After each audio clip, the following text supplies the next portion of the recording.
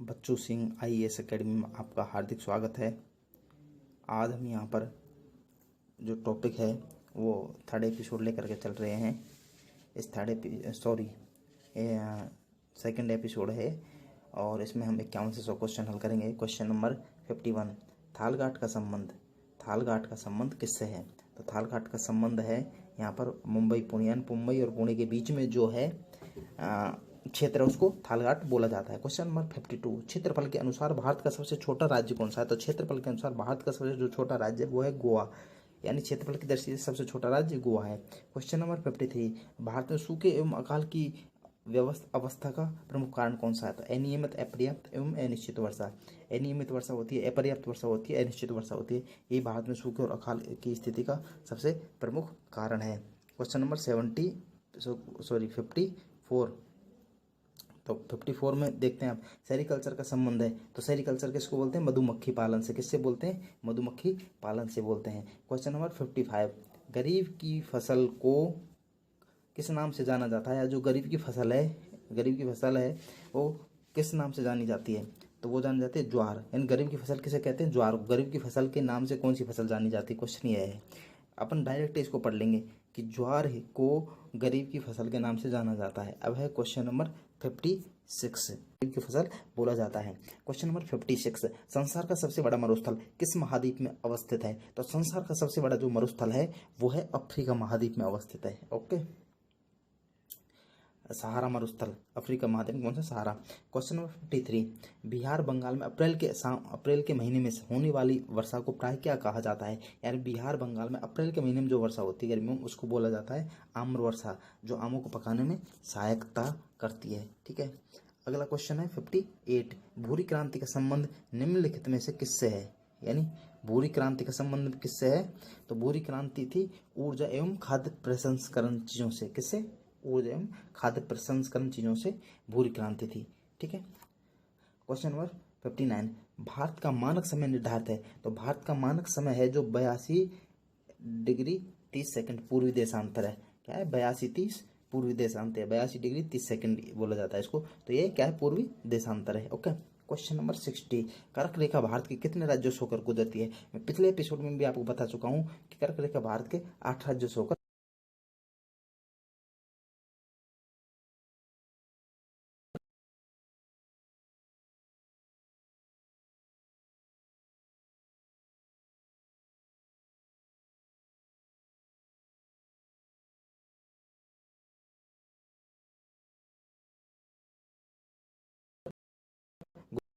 गुजरती है।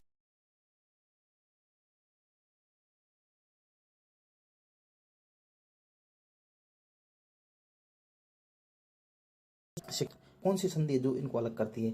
तो वो है पाक जल संधि। ये पाक जल संधि पाक स्टेट के द्वारा अलग होते हैं। अगला क्वेश्चन 63, भारत कौन से गोलार्ध में स्थित है? तो भारत है उत्तरी गोलार्ध में स्थित। कौन से गोलार्ध में स्थित है भारत? उत्तरी गोलार्ध में। क्वेश्चन नंबर 64 में है हिमालय के सर्वोच्च शिखर माउंट एवरेस्ट की ऊंचाई कितनी है? तो हिमालय के जो माउंट एवरेस्ट के 8,848 मीटर। सीधा रटने वाली चीजें, इनको कहीं भी आपको कोई दिमाग नहीं लगाना है, सीधे सीधे रट लेना है और सीधा आएगा तो बहुत बढ़िया रहेगा। सीधा ही आप कर दोगे और सीधा ही सिलेक्शन हो जाएगा। क्वेश्चन नंबर 65 कहता है जोजिला दर्रा भारत के किस राज्य अथवा केंद्र शासित प्रदेश में अवस्थित है? तो जो जोजिला दर्रा है वो भारत के जम्मू कश्मीर राज्य में अवस्थित है। कहाँ? जम्मू कश्मीर में जोजिला दर्रा। क्वेश्चन नंबर 66 कहता है कि भारत का सबसे ऊंचा बांध कौन सा है? तो भारत का सबसे ऊंचा बांध है भाखड़ा नांगल बांध। कौन सा सबसे ऊंचा बांध है? भाखड़ा नांगल बांध। क्वेश्चन नंबर 67 कहता है मथुरा किस नदी के किनारे स्थित है? तो मथुरा में कौन सी नदी बहती है? यमुना। तो मथुरा किस नदी के किनारे स्थित है? यमुना के किनारे। ठीक है, वैसे सब जानते हैं मथुरा को कृष्ण जी की जन्मस्थली है। क्वेश्चन नंबर 68, टिहरी बांध भारत के कौन से राज्य में स्थित है? तो टिहरी बांध सब जानते हैं उत्तराखंड में स्थित है। टिहरी बांध कहाँ है? उत्तराखंड में स्थित है। क्वेश्चन नंबर 69, शिव समुद्रम जलप्रपात किस नदी पर बना हुआ है? तो शिव समुद्रम जलप्रपात है वो बना हुआ है कावेरी नदी पर। किस नदी पर बना हुआ है शिव समुद्रम जलप्रपात? कावेरी नदी पर। क्वेश्चन नंबर 70, सरदार सरोवर परियोजना किस नदी पर बनाई गई है? तो सरदार सरोवर जो परियोजना है वो नर्मदा नदी पर बनाई गई है। ठीक है, गुजरात। क्वेश्चन नंबर 71, भारत में सिंचाई का सबसे प्रमुख साधन क्या है? तो भारत में सबसे सिंचाई के प्रमुख साधन है वो कुएं एवं नलकूप हैं। क्वेश्चन नंबर 72, निम्नलिखित में से कौन सी एक नगदी फसल है? यानी कौन सी फसल है वो नगदी है? मक्का, बाजरा, गेहूं, तंबाकू। तंबाकू नगदी फसल है ये, बाकी नगदी फसल नहीं है गेहूं वगैरह खाने की, ठीक है। जिम कॉर्बेट राष्ट्रीय उद्यान कहाँ स्थित है? तो जिम कॉर्बेट वो कहाँ है? उत्तराखंड में स्थित है। जिम कॉर्बेट क्वेश्चन नंबर 73 है, जिम कॉर्बेट राष्ट्रीय उद्यान नेशनल पार्क है वो उत्तराखंड में स्थित है। ओके, क्वेश्चन नंबर 74, फूलों की घाटी भारत के किस राज्य में है? तो फूलों की घाटी वो भी उत्तराखंड राज्य में स्थित है। क्वेश्चन नंबर 75, रेगुर से आपका क्या अभिप्राय है? यानी रेगुर काली मिट्टी को बोला जाता है, किसको? काली मिट्टी को बोला जाता है रेगुर। क्वेश्चन नंबर 76, दुधवा राष्ट्रीय उद्यान भारत में कौन सी जगह पर है? तो दुधवा है वो यूपी में है, किसमें? उत्तर प्रदेश में है दुधवा नेशनल पार्क, ठीक है। क्वेश्चन नंबर 77, क्वेश्चन नंबर 77 में आप करोगे यहाँ पर निम्नलिखित में से कौन सी एक खरीफ की फसल है? मैं पहले बता चुका हूँ, खरीफ यानी गर्मियों में जो बोई जाती है, यानी गेहूँ, जौ, चना और चावल। गेहूं, जौ और चना किसमें बोए जाते हैं? सर्दियों में, है ना। तो ये किसकी हो गई? रबी की। अब बची चावल, तो चावल किसकी है? खरीफ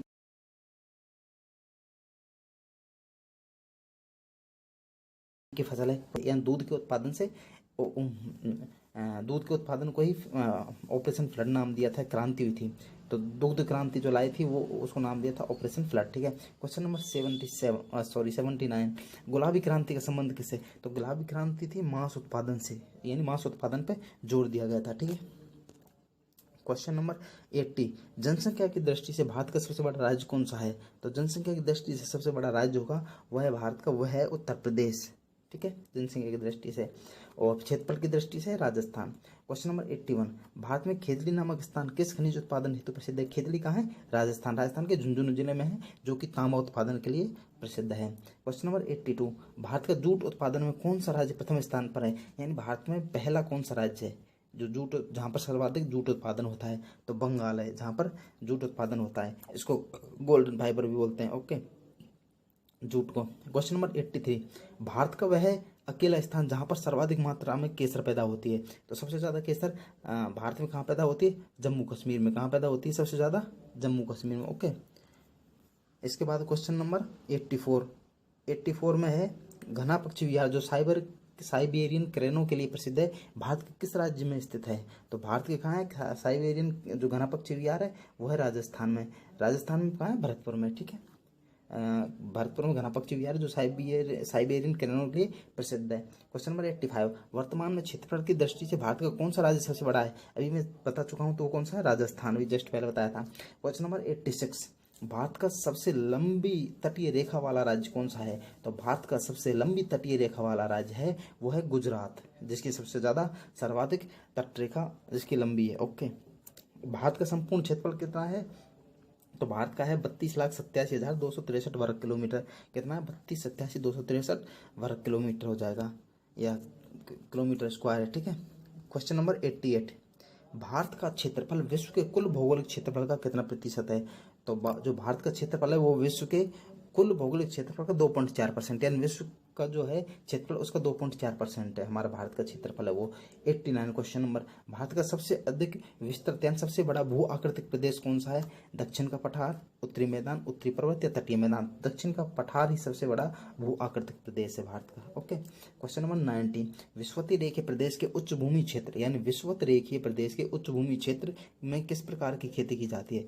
या विषुवत रेखीय प्रदेश का जो उच्च भूमि क्षेत्र है उसमें किस प्रकार से खेती के लिए वह उपयुक्त है? तो बागाती कृषि की जाती है विषुवत रेखीय प्रदेश, उसमें बागाती बागान जैसे बाग बगीचे वाली, ओके। क्वेश्चन नंबर 91 है अटलांटिक महासागर को प्रशांत महासागर से जोड़ने वाली नहर है, यानी वह नहर कौन सी है जो अटलांटिक महासागर को प्रशांत महासागर से जोड़ती है? तो वो है पनामा नहर। कौन सी है?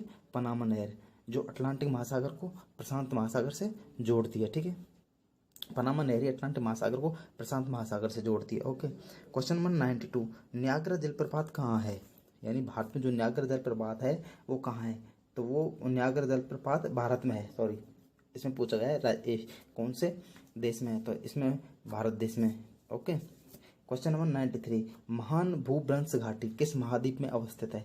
तो महान भूभ्रंश घाटी जो ग्रेट रिफ्ट वैली है वो किस महाद्वीप में अवस्थित है? तो वो है अफ्रीका महाद्वीप में, ठीक है, ग्रेट रिफ्ट वैली, इसको ध्यान रखना है। क्वेश्चन नंबर 94, विश्व की सबसे ऊंची झील निम्न में से कौन सी है? तो सबसे ऊंची झील है टिटिकाका झील। कौन सी है? विश्व की सबसे ऊंची झील है वो टिटिकाका झील है। क्वेश्चन नंबर 95, फ्यूजियम ज्वालामुखी कौन से देश में स्थित है? तो फ्यूजियम है जापान में। जापान। पंपास घास के मैदान कहाँ स्थित हैं? तो पंपास घास के जो मैदान है वो है अर्जेंटीना में। घास के मैदानों को अर्जेंटीना में क्या बोलते हैं? पंपास। ओके। क्वेश्चन नंबर 97, निम्नलिखित में से कौन सी ठंडी धारा है? गल्फ स्ट्रीम, क्यूरोसिवो, गिनी या फोकलैंड?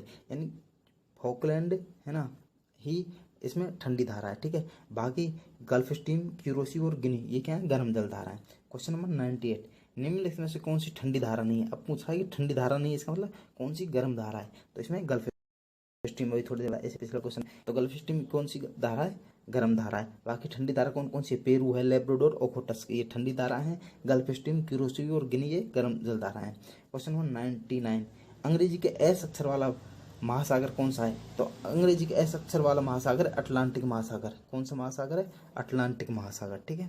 अंग्रेजी के एस अक्षर वाला जो महासागर है वो है अटलांटिक महासागर। ओके। क्वेश्चन नंबर 100, ठीक है। लाल सागर का नाम किस कारण पड़ा है? वो लाल शैवाल के कारण पड़ा है। किस कारण? लाल शैवाल कारण लाल सागर नाम पड़ा है। ये एनवायरनमेंट का टॉपिक है, इसको हम उसी में पढ़ाएंगे। तब तक के लिए थैंक यू। अगले एपिसोड में हम फिर मिलेंगे।